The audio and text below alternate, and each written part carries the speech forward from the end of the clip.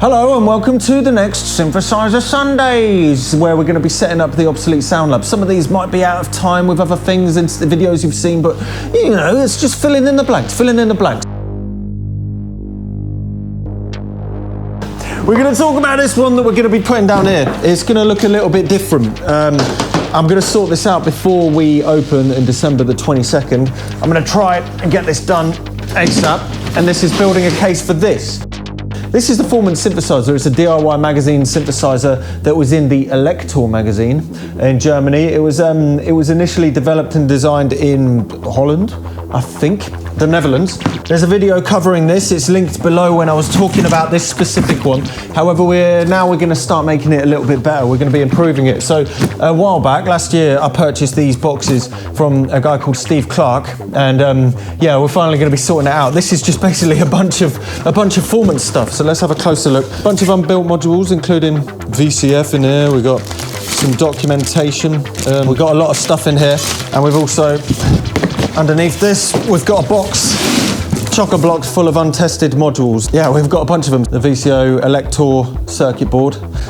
We keep on going. We'll have a quick look through it. There's different types and different ages of the PCBs. We got the COM. I can't remember what that is. Comment what that is below. What else we got? We've got another LFO. Yeah, there's loads of them. The RFM, the classic filter. It's got multiple bandpass filters in here. It's really cool. And yeah, I think there is also in here another power supply, because in this box, which I've actually closed up, is the power supply that we built for this initially for the other video. This is the documentation that was in the museum that was next to this one. It's just about the Elector formants. This is a translated version by C. Chapman. This is the whole book of yeah, what the formant is. So yeah, we're going to set this up. Likely you'll see this come up in a video very soon, because this is going to take a lot of wiring. Also, you'll notice that the formant comes in two different module sizes. You've got the half-size panels and you've got the full-size panels. And the full-size panels, I think they're 5U. Yeah, they're 5U. They're like Moog size.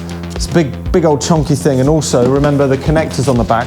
If you have a look closely at these, all of them are completely different, and it's made for being pre-patchable on the inside, so you can patch it on the back.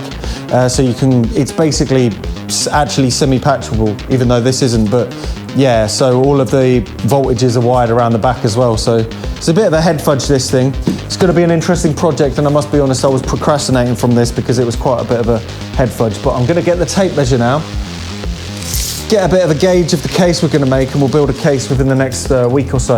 Anyway, that's it for the formant on Synthesizer Sundays. See you next Sunday.